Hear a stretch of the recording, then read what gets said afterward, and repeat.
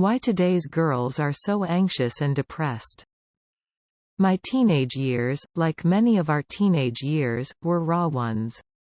I felt vulnerable, destabilized and confused, and I chronicled every bit of it on the pages of highly guarded diaries. Looking back, I see there was a beauty to this rawness. All those strong feelings helped me figure out who I was and what kind of people I wanted around me. I also feel lucky to be a part of the last generation to experience childhood without much in the way of digital life, and the last to be influenced by Gen X slackers rather than the self-optimizers who came next. This rawness was somewhat protected from societal influences telling me I should do and be more. That's not true today. Girls are growing with a rising number of external pressures, making their transition into teen and adulthood far more psychologically disturbing than it used to be. Research shows sharp spikes in depression and anxiety among girls in recent years, at rates notably higher than boys. In her new book, Girls on the Brink, Helping Our Daughters Thrive in an Era of Increased Anxiety, Depression, and Social Media, Donna Jackson Nakazawa looks into why this is the case, and what we can do about it. CNN spoke with Nakazawa about new brain science on girls and puberty, and how our fast-paced, online lifestyle doesn't work well with our psychological needs. This interview has been edited and condensed for clarity. What is it about this moment in time that makes life so much more emotionally challenging for teenage girls? Donna Jackson, there is so much focus on performance and competition. Our children are missing that important part of childhood, those in between years, ages 7 to 13, when they should be doing things like hanging out with their friends and lying in the grass to chat about whatever. We've replaced that with a fast-moving culture and have also added in social media, which kids are not supposed to be on until age 13, but many get on much earlier. Once they are on social media, the focus on appearance hits girls especially. They are more likely to be liked, or disliked, based on their looks, and sexualized, than boys. They learn that the more clothes you take off, the more likes you get, and that their bodies are going to get evaluated. Add to this the threats of global warming, school shootings and everything else. It's all heating up, literally, and social media platforms are created to increase the intensity of emotion. And then we have to layer upon that the stark reality that girls routinely face added threats like sexual harassment, rape and violence against women by virtue of being female. And girls' brains are particularly sensitive to these stressors? Puberty is a super vulnerable time for girls' brain development. Of course, this is true for boys and everyone on the spectrum, too, but it is especially true for girls.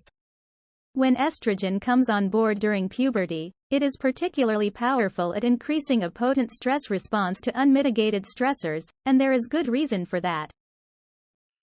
Estrogen, evolutionarily speaking, is a very groovy hormone and master regulator in the brain. On the good side, in normal circumstances, it gives women this added immune response that helps keep them healthy and strong. But when a woman faces big ongoing stressors in the environment, it can make our systems overreact. This is why women have a more robust response to vaccines, and why women suffer from autoimmune diseases at many times the rate of men.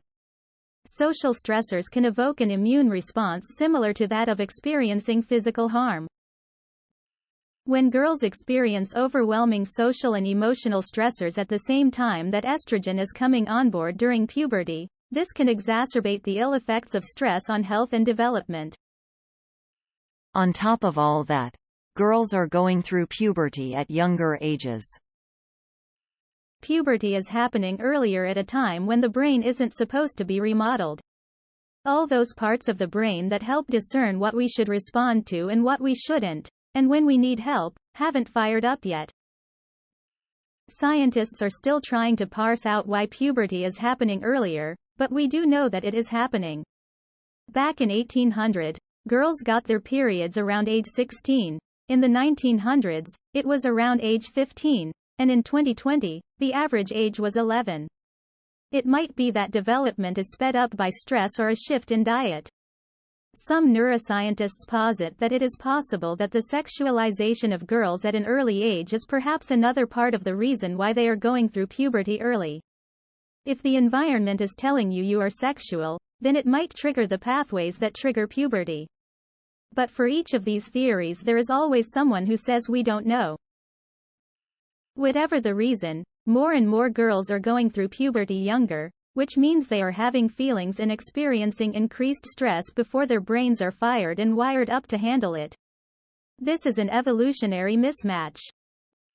Puberty, for everyone, tends to be a time of strong feelings and some level of alienation. How can you tell the difference between typical moody teens and a mental health disorder?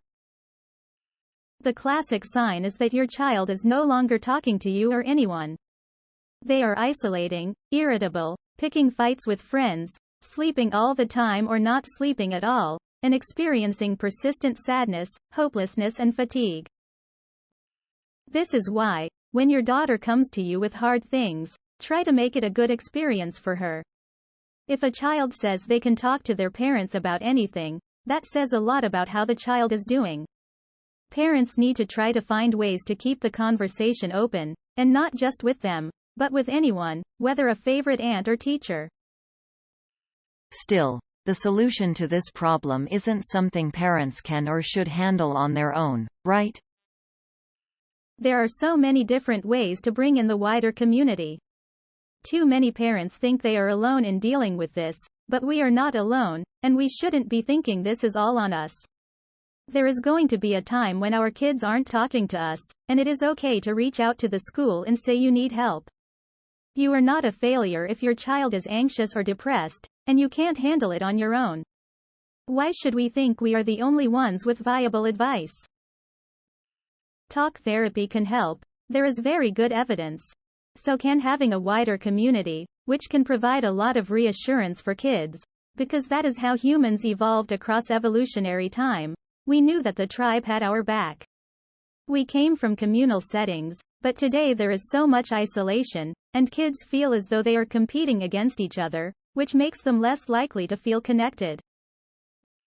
When you get the community involved, your kids get a sense from the wider world that they matter and that there are other adults in the world that say, I see you over there.